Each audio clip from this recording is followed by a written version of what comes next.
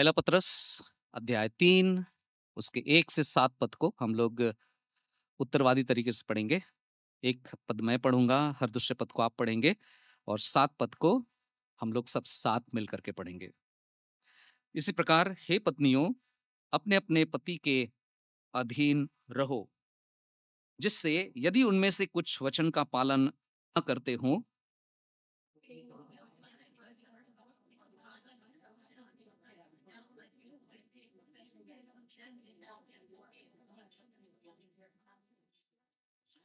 तुम्हारा श्रृंगार केवल दिखावटी ना हो, जैसे बालों को गूंथना, सोने के आभूषण और विभिन्न प्रकार के वस्त्र पहनना।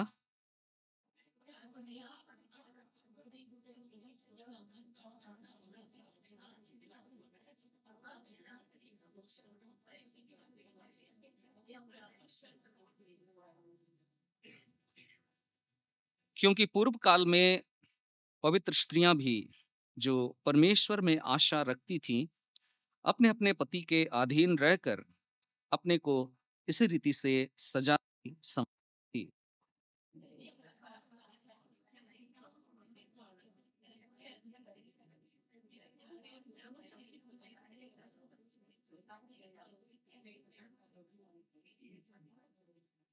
सात पद साथ मिलकर पढ़ेंगे।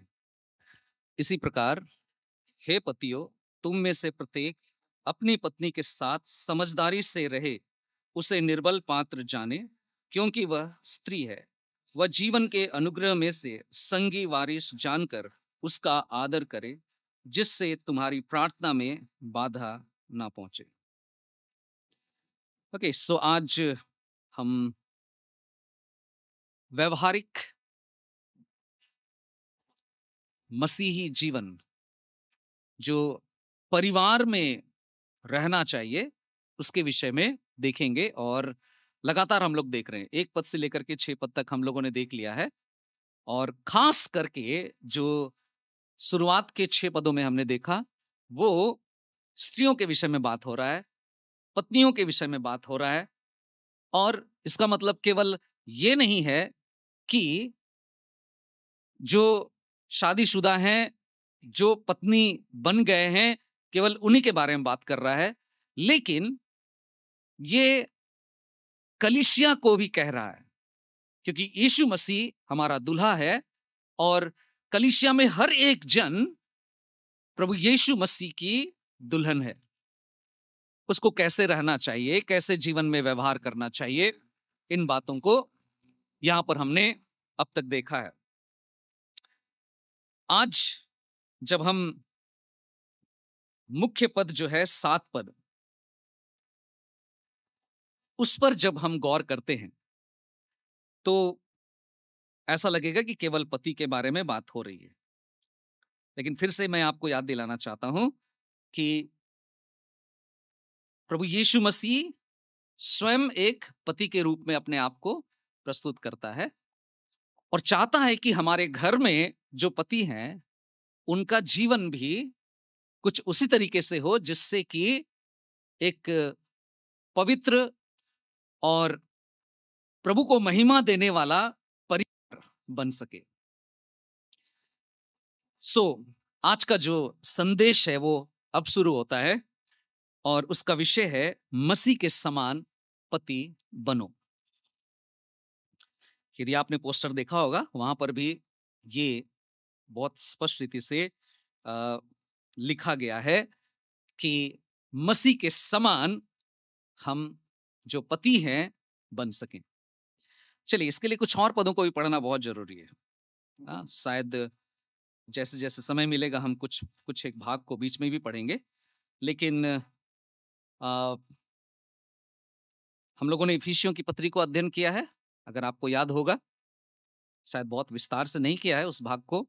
इफिसियों 5 अध्याय और उसका 25 पद से लेकर के 33 पद में भी इसका जिक्र हुआ है। इफिसियों 5 अध्याय और उसका 25 पद से लेकर के 33 पद में है, हे पतियों, अपनी अपनी पत्नी से प्रेम करो, जैसा मसीह ने भी कलीसिया से प्रेम किया और अपने आप को उसके लिए दे दिया, कि उसको वचन के द्वारा जल के स्नान से शुद्ध करके पवित्र बनाए और उसे एक ऐसी महिमा युक्त कलीसिया बनाकर प्रस्तुत करे जिसमें ना कलंक, ना झुर्री, ना इनके समान कुछ हो, वरन पवित्र और निर्दोष हो। इसी प्रकार उचित है कि पति भी अपनी पत्नी से अपनी देह के समान प्रेम करे। जो अपनी पत्नी से प्रेम करता है वह स्वयं अपने आप से प्रेम करता है। कोई अपनी देह से घृणा नहीं करता, वरन उसका पालन पोषण करता है, जैसे कि मसीह भी कलीसिया का पालन पोषण करता है, क्योंकि हम उसकी देह के अंग हैं। अतः मनुष्य अपने माता पिता को छोड़कर अपनी पत्नी से मिला रहेगा और वे दोनों एक तन होंगे। यह रहस्य तो महान है, पर मैं ये बात मसीह और कलीसिया के संदर्भ में कह रहा हूं। अतः तुम में से प्रत्येक अपनी पत्नी से अपने समान प्रेम करे और पत्नी भी अपने पति का भय माने। चलिए, दूसरा एक भाग है जिसको हम पढ़ेंगे नहीं, लेकिन संक्षेप में आपको मैं बताऊंगा। यूहन्ना रचित सुसमाचार उसका 13 अध्याय 1 से 17 वचन। यूहन्ना रचित सुसमाचार उसका 13 अध्याय 1 से 17 पद तक। यहां पर जो मुख्य घटना है वो ये है कि प्रभु यीशु मसीह फसह के पर्व से पहले कि जान जाते हैं कि अब मेरा पकड़ाया जाना, क्रूस पर चढ़ाया जाने का समय आ पहुंचा है, और इसलिए प्रभु यीशु मसीह एक अपनी अंतिम सेवा पूरी करते हैं और अपने चेलों के पैर धोते हैं। और जब प्रभु यीशु मसीह उनके पैर धोते हैं तो वो दिखाते हैं कि एक गुरु को कैसे होना चाहिए। वो ये दिखाते हैं कि एक पति को अपनी कलीसिया के लिए, उसके चेलों के लिए, उसका अनुसरण करने वालों के लिए किस तरह से अपने आप को दे देना चाहिए। वो ये बताना चाहते हैं कि मैं सेवा करवाने नहीं आया हूं, सेवा करने आया हूं। और इसलिए उनके पैर को धोते हैं, पोंछते हैं और ये सेवा वो पूरी करते हैं। ठीक है, संक्षेप में मैंने उस पूरे भाग को आपके सामने में रखा, लेकिन हम एक और भाग पढ़ेंगे। ये तीनों भाग को जानना बहुत जरूरी है। जो पति के विषय में जो हम बात करते हैं कि मसीह के समान पति बनो, क्यों इन रेफरेंस को पढ़ रहे हैं, हम आगे इसके बारे में बात करेंगे। प्रकाशित वाक्य उसका 19 अध्याय और उसका 7 से लेकर के 9 वचन तक। चलिए, 7 पद मैं पढ़ता हूं, 8 पद को आप लोग पढ़िए और फिर 9 पद को साथ मिलकर पढ़ेंगे। प्रकाशित वाक्य 19 अध्याय 7, 8 और 9 पद। आओ हम आनंदित और हर्षित हों और उसकी स्तुति करें, क्योंकि मेमने का विवाह आ पहुंचा है और उसकी दुल्हन ने अपने आप को तैयार कर लिया है।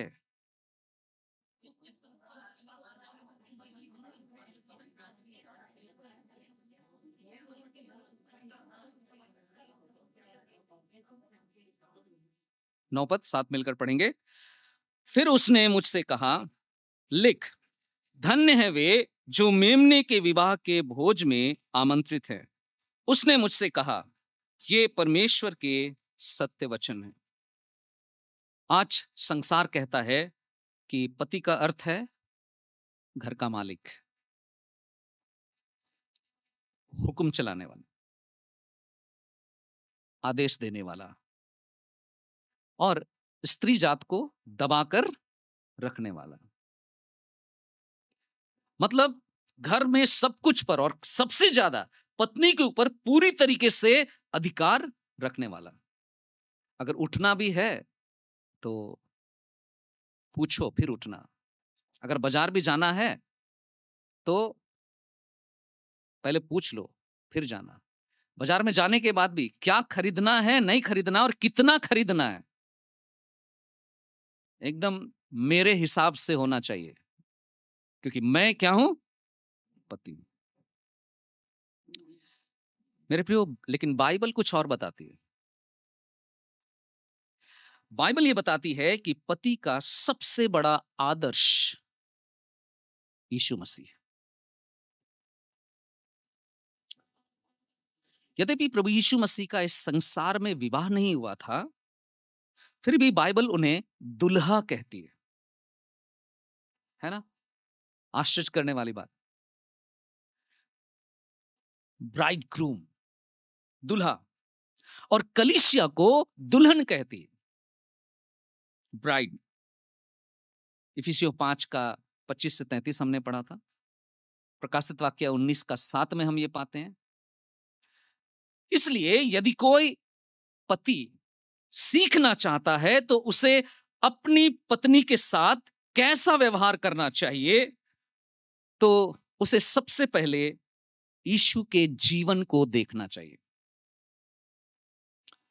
किसी और को मत देखिए, यीशु के जीवन को देख लीजिए। एक बहुत बड़ी सच्चाई है, जो मुख्य सच है। एक मसीही पति अपनी पत्नी के साथ वैसा ही व्यवहार करे जैसा मसीह अपनी कलीसिया के साथ करता है। जैसा यीशु मसीह कलीसिया के साथ अब तक व्यवहार किया है, वैसे ही एक पति को अपनी पत्नी के साथ व्यवहार करना चाहिए। कैसा व्यवहार करना चाहिए? कुछ एक व्यवहार के बारे में बात करेंगे। सबसे पहली बात, मसीह अपनी दुल्हन से निस्वार्थ प्रेम करता था और करता है। मसीह कौन है? मसीह को किस तरह देखना है? पति को किसका आदर्श लेना है? मसीह का। मसीह अपनी दुल्हन से निस्वार्थ प्रेम करता है। इफिसियों 5 का 25 में लिखा है, हे पतियों, अपनी अपनी पत्नी से प्रेम रखो, जैसा मसीह ने भी कलीसिया से प्रेम किया और अपने आप को उसके लिए दे दिया। यीशु का प्रेम केवल शब्दों में नहीं था, उन्होंने अपने प्राण दे दिए। सच्चा पति पूछता है, मुझे क्या मिलेगा? ये नहीं पूछता है। सच्चा पति जो पूछता है, तो ये नहीं पूछता है कि मुझे क्या मिलेगा, वो ये पूछता है कि वो ये बोलता है बल्कि कि मैं अपनी पत्नी के लिए क्या कर सकता हूं।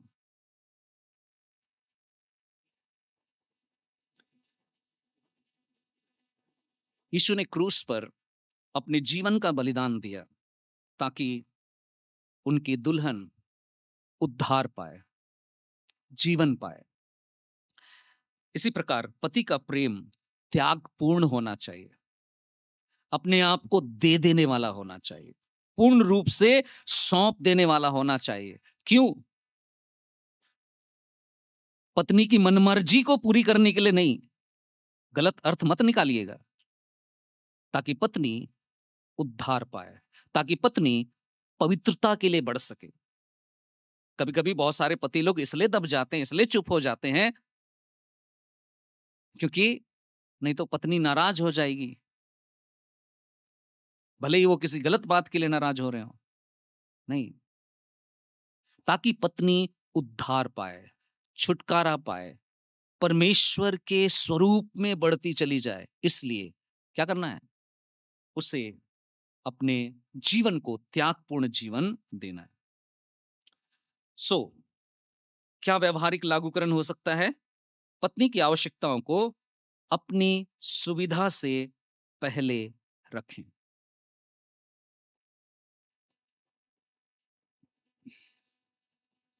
केवल कमाना ही प्रेम नहीं है, केवल कमाना ही प्रेम नहीं है। समय देना, सुनना और साथ देना भी प्रेम है। प्रेम केवल विवाह के दिन नहीं, प्रतिदिन दिखाया जाना चाहिए। जब तक मृत्यु आप दोनों को अलग ना करे, तब तक वो प्रेम दिखाया जाना चाहिए। पहली बात, निस्वार्थ प्रेम। मसीह अपनी दुल्हन से निस्वार्थ प्रेम करता है। दूसरी बात, मसीह अपनी दुल्हन का सम्मान करता है। पहला पत्रस 3 का 7 वचन कहता है, उसका आदर करो। हे पतियों, उसका आदर करो, पत्नी का आदर करो। प्रभु यीशु मसीह के जीवन को देख लीजिए। यीशु मसीह ने स्त्रियों को समाज से कहीं अधिक सम्मान दिया। मरियम मगदलिनी पुनरुत्थान के बाद सबसे पहले यीशु ने उसे अपना दर्शन दिया। जी उठा हुआ शरीर सबसे पहले कोई देखा, स्त्रियों ने देखा। कुएं पर वो जो सामरी स्त्री आई थी, गौर कीजिए, यीशु ने उस 5 पति की हुई स्त्री को नीच दृष्टि से नहीं देखा।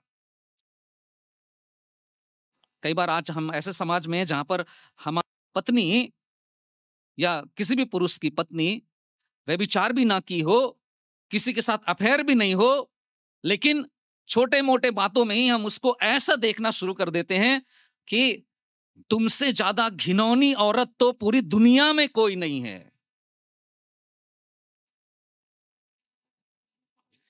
प्रभु यीशु मसीह ने उस स्त्री को जो कुएं पर आई थी जल भरने के लिए, प्रभु यीशु मसीह जानते थे 5 पति कर चुकी है, सम्मान दिया। इसलिए नहीं कि बेचारी लाचार थी, पाप में पड़ी हुई थी, लेकिन इसलिए कि शायद उसके साथ बात करने से उसका जीवन बदल सकता है।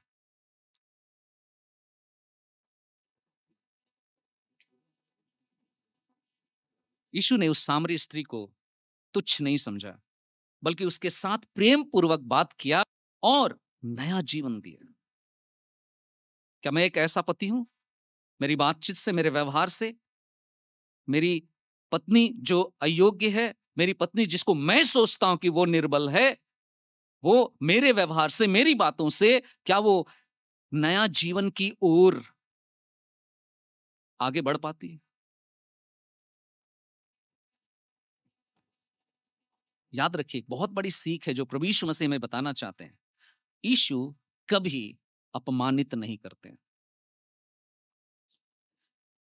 एक मसीही पति भी कभी अपनी पत्नी को लोगों के सामने नीचा नहीं दिखाएगा। और इसमें हम सब चूकते हैं बहुत बार। कई बार भावनाओं में आकर के हम चूक जाते हैं। हमारे लिए व्यवहारिक लागूकरण है, पत्नी की आलोचना सबके सामने ना करें। उसके विचारों का सम्मान करें। अगर उनके विचारों में स्वार्थीपन या कोई ऐसी बात है, अकेले में उनके साथ बात करें। यह बात इस तरह से उचित नहीं था, इससे ये नुकसान हो सकता था, हो सकता है। एकांत में उससे बात करें, भले ही वो आपसे नाराज हो जाए, एकांत में भले ही वो आपसे दुखी हो जाए, लेकिन आपको जिम्मेदारी है कि आप अपनी पत्नी को प्रेम के साथ वो सच बताए जिसको वो समझ रही है कि धार्मिकता का जीवन है, लेकिन है नहीं। उसके विचारों का सम्मान करें। बच्चों के सामने भी उसका आदर करें। हम क्या बोलते हैं, क्या बहस करते हैं, कई बार हम अपने बच्चों को अपने समान बना देते हैं, भूल जाते हैं कि प्रभु ने हमें उन्हें सही मार्ग में चलना सिखाया। बड़ों की बात बड़ों के बीच में होनी चाहिए, बड़ों के कार्य बड़ों के बीच में होना चाहिए, बच्चों के बीच में नहीं होना चाहिए। तीसरी बात, ना केवल दुल्हन का सम्मान करता है, ना केवल दुल्हन से निस्वार्थ प्रेम करता है, यीशु मसीह अपनी दुल्हन की सेवा करता है। यूहन्ना 13 अध्याय में हमने देखा, यीशु ने अपने चेलों के पैर धोए। राजाओं का राजक जो था, दुनिया का सृष्टिकर्ता जो है, वो एक सेवक बनता है। मनुष्य उसके द्वारा सृजे गए लोग थे। चेले उसकी सृष्टि है, उसकी उसने क्या की? सेवा की, पैर धोए, राजाओं का राजा सेवक बन गया। यही सच्चा नेतृत्व है, यही सच्ची अगुवाई है। यीशु ने कहा था, मनुष्य का पुत्र सेवा कराने नहीं परंतु सेवा करने आया है। पति की अगुवाई, सेवा करने वाला अगुवाई होना चाहिए। लेकिन हम लोग का कल्चर में ऐसा नहीं है ना। पहिल दो बाबा होड़े जोम मड़ांगा इन कते नहा सारे लेन खाए गोगो हड़ दो तायम ते नहा को जोमा से बांग हुई लेन खा दोबारा को चुंदाया बखाए दो जाके दा को यूं बड़ा कते चलावेंगे। कितना अच्छा हो कि पत्नी को पहले खिला दे और उसके बाद बोले कि ठीक है बाद में मैं खाता हूं। हमारे दिमाग में जो पूर्वजों का सोच, पुरानी ख्याल ना इतना ज्यादा समाया हुआ है, हम लोग यहां तक भी बोलते हैं चे मेना अंते बेटी सचे मेना अंते बहू इन हो उनका गे हराओ कना अले रेनो उनका गे को हराओ का लिया चे पति तो जहां ना की चिकाए चिकाओ चुआए में।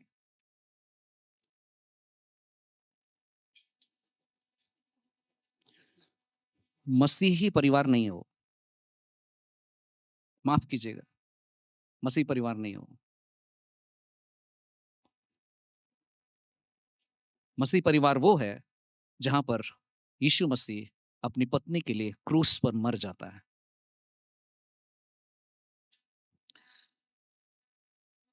मसीह अपनी दुल्हन की सेवा करता है। घर के कामों में सहयोग करें, पत्नी के बीमार होने पर उसकी सेवा करें, रोटी दाल चावल बनाएं। नहीं आता है तो मुझे बताइए, मैं ट्रेनिंग दे दूंगा। बच्चों की जिम्मेदारी केवल पत्नी की नहीं है, पैदा भी वही करे और लोरी भी वही सुनाए और स्कूल के लिए भी वही तैयार करे और केवल अच्छे मार्क्स आए तो पति कहे कि मेरी बेटी पता है, मेरा बेटा पता है। बच्चों की जिम्मेदारी केवल पत्नी की नहीं है, पति की भी है। आप लोग बोलते होंगे ना कि पास्टर साहब के साथ बच्चे लोग इतने कैसे घुल मिल जाते हैं। एक्चुअली में मसीह का स्वभाव अगर हम डेवलप करेंगे अपने अंदर तो किसी के साथ भी बच्चे लोग घुल मिल सकते हैं। जिम्मेदारी पति की भी है। चौथा गुण, मसीह अपनी दुल्हन को पवित्र बनाता है। इफिसियों 5 का 26 और 27 वचन में हम पाते हैं यीशु अपनी कलीसिया को वचन के द्वारा शुद्ध करते हैं। बहुत बार हमारी बातों में, हमारी बहसों में वचन का इस्तेमाल नहीं होता है, इसलिए सामने वाले शांत नहीं होते, चुप नहीं होते। आप वचन का इस्तेमाल करके देखिए, अगर उद्धार पाया हुआ पति या उद्धार पाई हुई पत्नी है, जो भी विवाद है आप वचन को इस्तेमाल करके देखिए, तुरंत चुप हो जाएंगे, क्योंकि पता है वचन के खिलाफ नहीं जा सकते। और वही बकबक करते रहेंगे जिनके अंदर में वचन का काम नहीं हुआ है, वही बहस करते रहेंगे जिनके जीवन में परमेश्वर के वचन का स्थान नहीं मिला है। दूसरे शब्दों में, जिनका जीवन वचन के द्वारा शुद्ध नहीं हुआ है। जरूर पति के लिए केवल कहा गया ये बात, लेकिन हर एक के लिए ये बहुत महत्वपूर्ण बात है कि वचन के द्वारा हम शुद्ध किए जाते हैं। और वचन को इसलिए जानना, पढ़ना बहुत जरूरी है। यीशु अपनी कलीसिया को वचन के द्वारा शुद्ध करते हैं। पति केवल आर्थिक सुरक्षा दे यह नहीं होना चाहिए, बल्कि आत्मिक नेतृत्व भी करे। बिगड़ी हुई दशा को वचन के द्वारा ठीक करने के लिए कदम बढ़ाए। परिवार में प्रार्थना करें, प्रार्थना करवाएं परिवार में, बाइबल पढ़ें, बच्चों को परमेश्वर का वचन सिखाएं। हमारे बच्चे क्या सीख रहे हैं? बड़े हो जाने के बाद आप बोलेंगे कि एकदम हाथ से निकल गया, घोड़ा का लगाम छूट गया, अब बहुत मुश्किल है। आज हमारे बहुत सारे जवान बच्चे इसलिए कलीसिया में नहीं रहते हैं, इसलिए आत्मिक बातों में नहीं शामिल होते हैं, क्योंकि बचपन में शायद हमने थोड़ा सा ज्यादा ढील दे दिया। क्या बचपन में उसको जबरदस्ती बैठा के बाइबल नहीं पढ़ाया जा सकता था? क्या छोटे में ही उसको परमेश्वर के वचन को, छोटे छोटे वचन को याद नहीं कराया जा सकता था?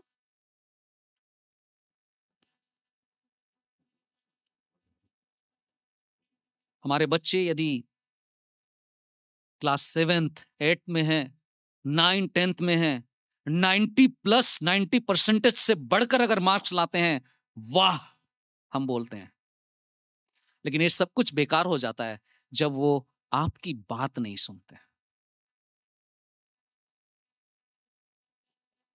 दुनिया में जो अन्य दोस्त हैं, संसार, अंधकार, जब उनके इशारे पर जब वो बहुत सारे निर्णय लेते हैं, तब वहां पर आपकी डिग्री, आपका मेहनत, आपकी पिटाई करके पढ़ाने का जितना भी प्रयास है, कोई काम नहीं आता है। अगर कोई काम आएगा तो एक चीज काम आएगा, वचन के द्वारा ही वे भी शुद्ध किए जा सकते हैं। हर दिन कम से कम कोशिश कीजिए, बहुत समय है, 10 से 15 मिनट हर दिन कम से कम समय निकालें, परिवार के साथ प्रार्थना करने के लिए समय निकालें, बहुत जरूरी है। नियम पूरा करने के लिए नहीं, कोई बात याद आ रही है,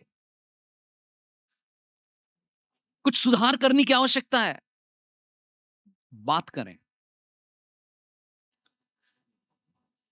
5वां गुण, मसीह अपनी दुल्हन के प्रति विश्वास योग्य है, फेथफुलनेस। यीशु कभी अपनी कलीसिया को नहीं छोड़ते। यीशु कभी अपनी किसी भी कलीसिया को नहीं छोड़ते। उन्होंने कहा, मैं तुझे कभी ना छोड़ूंगा।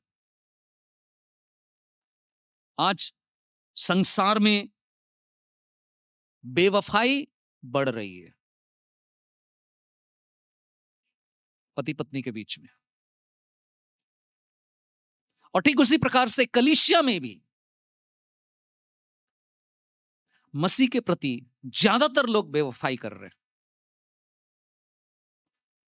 लेकिन मसीही पति विवाह की प्रतिज्ञा को जीवन भर निभाता है।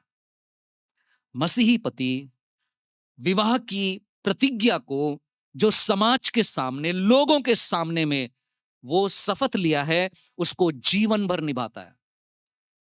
भले उसको किसी भी प्रकार का सर्टिफिकेट मिला हो या ना मिला हो, अगर वो मसीह है, उद्धार पाया हुआ है, वो जीवन भर उस प्रतिज्ञा को निभाता है जो लोगों के सामने में उसने किया है, और सबसे बढ़ करके परमेश्वर के सामने जो उसने प्रतिज्ञा किया है, बहुत सारे गवाहों के बीच में। कभी मौका मिलेगा हम लोग होशे नबी की पुस्तक पढ़ेंगे, बहुत इंटरेस्टिंग कहानी है।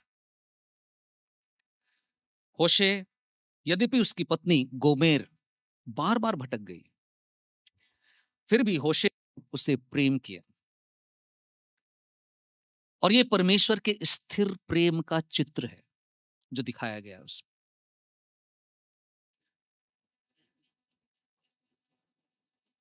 विवाह केवल सुविधा नहीं, बल्कि एक वाचा है। किसी और के साथ भावनात्मक या शारीरिक संबंध से बचें। कई बार शारीरिक संबंध नहीं हो सकता है, लेकिन भावनात्मक इतने गहराई उनके साथ जुड़ जाते हैं कि अपनी पत्नी के साथ समय निकालने के लिए समय नहीं होता है। अपने विवाह की रक्षा करें। क्योंकि मसीह यही किया था, विश्वास योग्य था। छठवां गुण, मसीह अपने मध्यस्थता भी करता है, मीडिएटर का काम भी करता है। इब्रानियों 7 अध्याय उसके 25 वचन में हम ये बात पाते हैं, यीशु हमारे लिए लगातार विनती करते हैं। पति अपनी पत्नी के लिए कितनी बार प्रार्थना करता है? मैं एक पास्टर हूं, लेकिन मैं भी कई बार चूक जाता हूं। मुझे डेली प्रार्थना करना चाहिए, हर दिन अपनी पत्नी के लिए प्रार्थना करना चाहिए, जिसको परमेश्वर ने मुझे जीवन साथी होने के लिए दिया है। विश्वास योग्यता से प्रार्थना करना चाहिए। बहुत से पति पत्नी की शिकायत करते हैं, लेकिन उसके लिए प्रार्थना नहीं करते।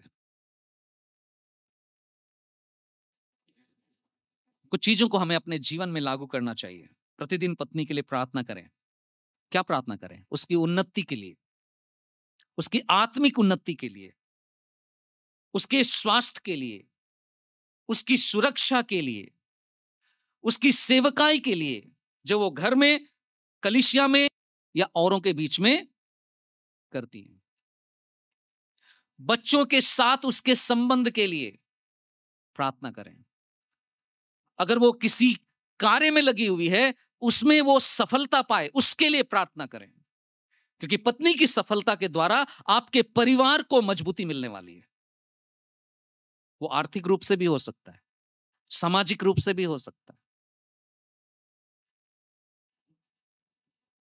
सातवीं और अंतिम गुण, मसीह अपनी दुल्हन को महिमा तक पहुंचाएगा। प्रकाशित वाक्य के 19 अध्याय में हमने देखा, दुल्हा अपनी दुल्हन को महिमा में ले जाता है। एक मसीही पति का लक्ष्य केवल अच्छा, शानदार घर बनाना नहीं, बल्कि ऐसा परिवार बनाना होना चाहिए जो स्वर्ग की ओर बढ़ रहा हो।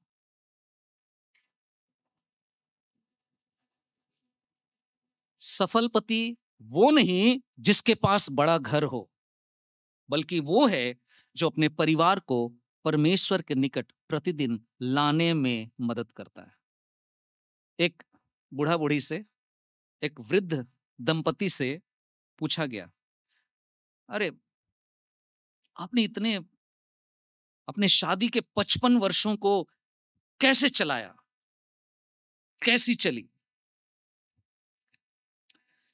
जो वृद्ध पति था मुस्कुराकर बोला, पता है हम ऐसे समय में बड़े हुए जब कोई चीज टूट जाती थी तो उसे फेंका नहीं जाता था, बल्कि उसको ठीक किया जाता था। हमने भी अपने विवाह को उसी तरीके से रखा है। हमारे विवाह को हर कठिनाई में परमेश्वर की सहायता से सुधारा। हमने छोड़ा नहीं, हम हार नहीं माने,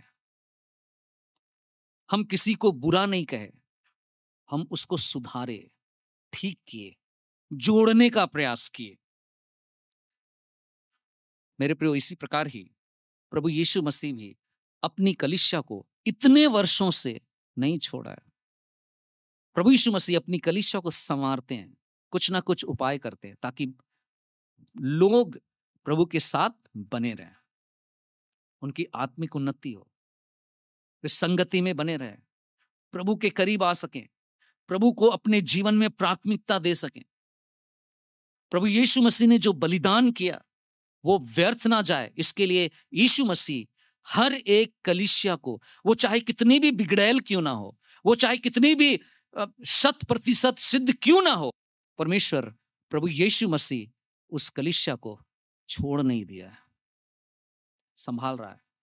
आज वो इस कलीसिया को भी संभाल रहा है। क्या हम जो पति हैं इस बात को समझ पाते हैं? प्रभु यीशु मसीह के आदर्श को क्या हम ले सकते हैं? प्रभु यीशु मसीह अपने वचन के द्वारा आज भी अपनी कलीसिया को शुद्ध कर रहे हैं। हमारे लिए कुछ व्यवहारिक लागूकरण, खास करके पतियों के लिए, जरूर ये पूछे क्या मैं अपनी पत्नी से मसीह जैसा प्रेम करता हूं? क्या मैं उसकी आलोचना अधिक करता हूं या उसकी प्रशंसा? क्या मैं उसके लिए प्रतिदिन प्रार्थना करता हूं? क्या मैं घर का आत्मिक अगुवा हूं?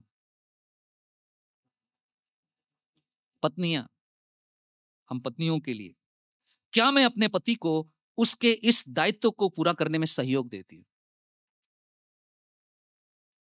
क्या पति को जो उसकी जिम्मेदारी है उसको पूरी करने के लिए अपने आप को अधीन और समर्पित करके रखती हूं या नहीं? क्या मैं उसके लिए प्रार्थना करती हूं? केवल पति को प्रार्थना नहीं करना है, पत्नी को भी प्रार्थना करना है। ज्यादातर देखा जाता है इमोशनल पत्नी होती है, ज्यादा आत्मिक पत्नी दिखती है, ज्यादा गीत गाते हुए पत्नी दिखती है। क्या प्रार्थना करती हैं पत्नियां अपने पति के लिए? या जो लोग भविष्य में आप शादी करेंगे, याद रखें, दोनों की जिम्मेदारी है कि आप प्रार्थना करें। बच्चों के लिए कुछ सलाह है। बच्चे ये सवाल करें, क्या मैं अपने माता पिता के संबंध का सम्मान करता हूं? अक्सर बहुत सारे परिवारों में ऐसा होता है कि ना, माता पिता भी उसी दिशा में बच्चे को अगुवाई करते हैं, और ना बच्चे भी ना अक्सर एक मुसीबत में पड़ते हैं। उनको पूछा जाता है कि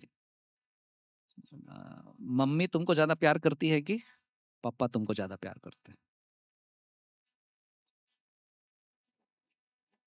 किससे तुमको ज्यादा डर लगता है? मम्मी से ज्यादा लगता है कि पापा से लगता है? हम लोग मजबूर करते हैं उनको कि दो में से एक को चुने। हमारे बच्चे इतने स्मार्ट होते हैं, पता है?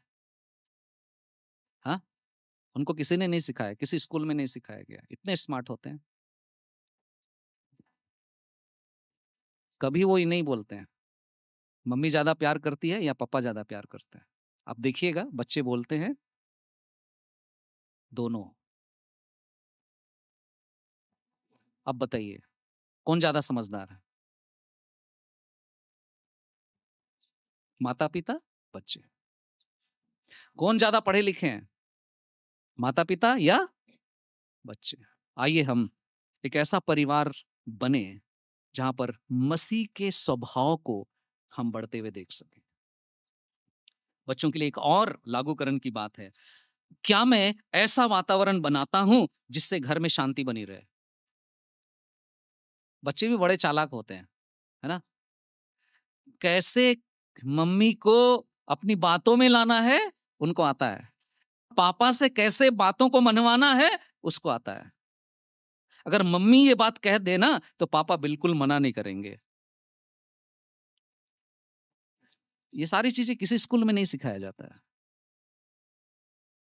आप ये मत सोचिए कि बच्चे कमजोर है, नहीं तो मैं डेट डेट गया है चे ईश्वरा कथा याद दड़िया, नहीं, ऐसा नहीं है। बड़े फॉरवर्ड हो गए बच्चे, है ना?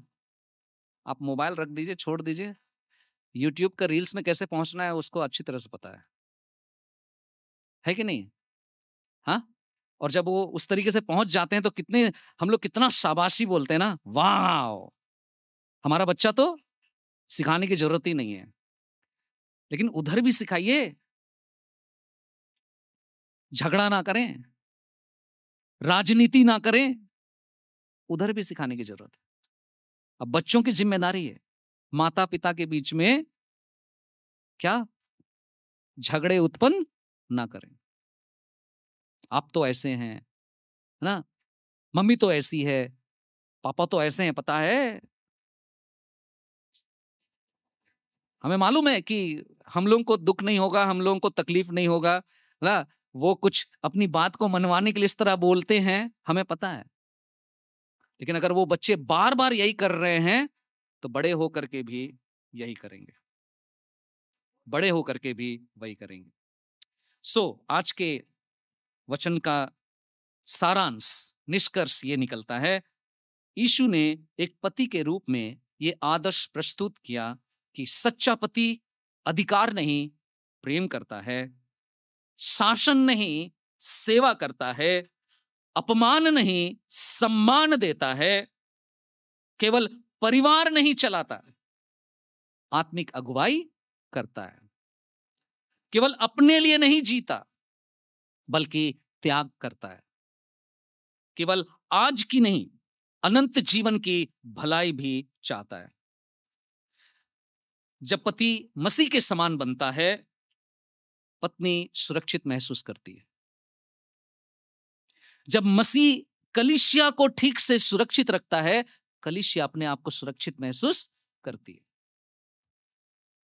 बच्चे विश्वास में बढ़ते हैं और पूरा परिवार परमेश्वर की महिमा का जीवित प्रमाण बन जाता है।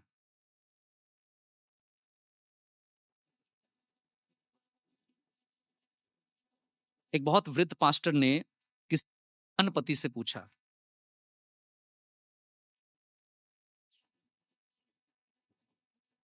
जवान पति पूछ रहा है वृद्ध पास्टर से, शादी के कुछ ही समय हुए होंगे, और ये जवान पति एकदम नया नया शादी है। वो कहता है, मैं अपनी पत्नी से बहुत प्रेम करना चाहता हूं, पर समझ नहीं आता कि कहां से शुरुआत करूं। तो उस चर्च में क्रूस लगा हुआ था।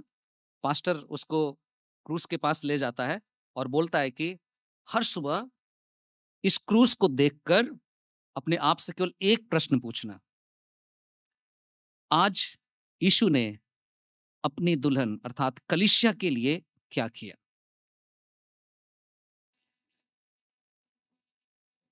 फिर जब तुम्हें समझ में आ जाए यीशु ने जो किया कलीसिया के लिए, वही जो यीशु ने किया, तुम भी जाकर के अपनी पत्नी के साथ वैसा ही करना। तो जवान पति पूछता, इसका क्या मतलब है? तब पास्टर ने उसको समझाया, जब यीशु की कलीसिया कमजोर थी तब उन्होंने उसे ठुकराया नहीं बल्कि संभाला। जब कलीसिया पाप में थी तब उन्होंने उसे अपमानित नहीं किया बल्कि क्षमा की।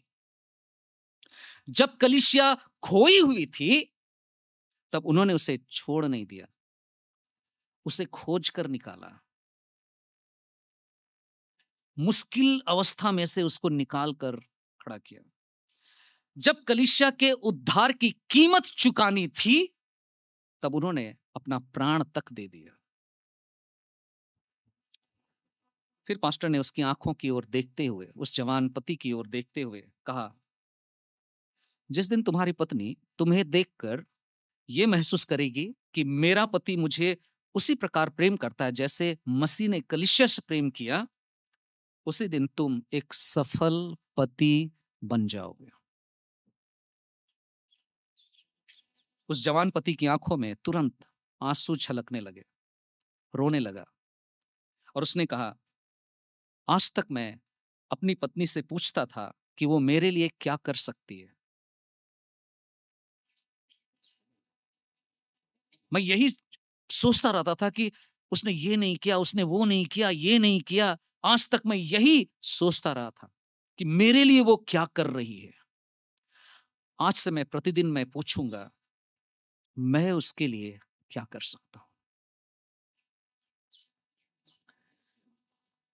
प्रिय पतियों, यदि आज आपकी पत्नी से मौका मिले, चर्च के बाद जरूर आप अकेले उसके साथ बात करें और उससे पूछें कि एक पति के रूप में मुझे और क्या अपने जीवन में बदलाव लाना है, जिससे कि मैं जैसे मसीह ने कलीसिया के लिए अपना प्रेम दिखाया, मैं वो प्रेम दिखा सकता हूं। बहुत बार कुछ बातें सामने नहीं आती हैं। पूछिए, जानने का प्रयास कीजिए, आपको कहां पर अपने परिवार के लिए उस प्रेम को दिखाना है।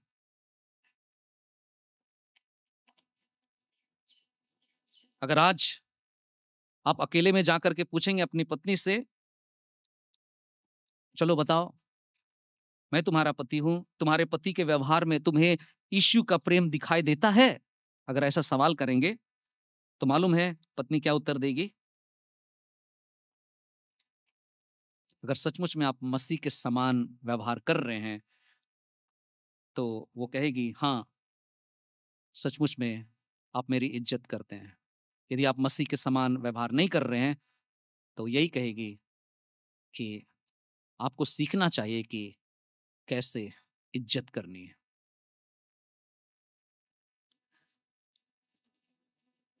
यदि उत्तर नहीं है, तो आज निराश होने की जरूरत नहीं है, बल्कि शायद बदलाव करने का दिन है। क्रूस के नीचे आइए। क्रूस के नीचे आकर हर पति एक नया आरंभ कर सकता है। प्रभु सहायता करे कि हम इस बात को देख सकें, पहचान सकें। हम में से कोई भी सिद्ध नहीं है। हम कह सकें, प्रभु, मैं एक पूर्ण पति नहीं हूं, लेकिन आज से मैं मसीह के समान उस पति के गुण को अपने जीवन में डेवलप करना चाहता हूं। मेरी मदद कीजिए।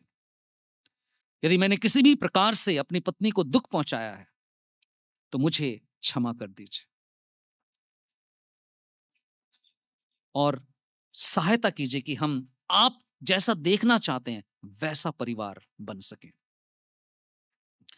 याद रखिए, एक अच्छा पति घर नहीं बदलता, वो पूरे परिवार का भविष्य बदल देता है। प्रभु अपने वचन के द्वारा हम सबको बड़ी आशीष दे। आइए हम प्रार्थना करेंगे। प्रभु, हम आपके द्वारा बदल दिए जाना चाहते हैं। आज का ये वचन हमें याद दिलाता है, जिस प्रकार पत्नियों को सलाह दी गई, कैसे उन्हें पवित्रता और विश्वासयोग्यता के जीवन में रहकर, अगर कोई उनका पति विश्वास से भटक गया है, तो उनको विश्वास में लाने के लिए उन्हें नम्रता पूर्वक उनके साथ व्यवहार करना है। ठीक उसी प्रकार आप पतियों को भी देखना चाहते हैं कि वे भी अपनी जिम्मेदारी को याद रखें। प्रभु, धन्यवाद देते हैं कि आपने अपनी कलीसिया के लिए हमारे सामने जो उदाहरण रखा, आप एक निस्वार्थ प्रेम को प्रदर्शित किए, आप अपनी विश्वासयोग्यता को बनाए रखे, आपने पवित्र बनाया, अपने वचन से शुद्ध किया। प्रभु, इन हर एक बातों को हम आज अपने परिवार के लिए, इस कलीसिया से जुड़े हुए जितने भी परिवार हैं, हर एक परिवार के लिए निवेदन करते हैं कि आप हमारे परिवार को शुद्ध करें, पवित्र करें, आपके मार्ग में चलने योग्य बना दें। हम जानते हैं अंतिम समय तक भी हम सिद्ध नहीं बन सकते हैं, लेकिन हम लगातार प्रयास करना चाहते हैं, बढ़ना चाहते हैं। कल अगर हम 30% थे, आज हम 50% में पहुंचना चाहते हैं। हम बढ़ना चाहते हैं। प्रभु जी, हम में से हर एक की मदद करें। हम आपके हाथों में अपने जीवन को सौंपते हैं। हमारी निर्बलताओं को आपके पास लाते हैं। हमें क्षमा करें, उस क्रूस पर बहाए गए लहू से हमें धोकर शुद्ध करें। यीशु, हम केवल और केवल आपके उदाहरण को देखकर अपने परिवार को संचालित करने वाले लोग बन सकें। प्रभु, इस कलीसिया पर भी की दया लगातार उसी तरह बनी रहे जैसे अब तक आपने बनाया हुआ है। आपने हम पर दया की है, हमें छुटकारा दिया है, हमें सिखाया है वचन के अनुसार कैसे जीवन व्यतीत करना है। प्रभु, आज हमारे परिवारों पर भी आपकी दया को हम मांगते हैं। दया कीजिए प्रभु। हम में से प्रत्येक जन आपके हाथों में अपने जीवन को सौंपते हैं। आदर, महिमा और प्रशंसा सब कुछ आपको देते हुए धन्यवाद के साथ प्रार्थना अपने उद्धार करता यीशु के पवित्र नाम में चढ़ाते हैं। दया सुने और ग्रहण कीजिए। आमीन।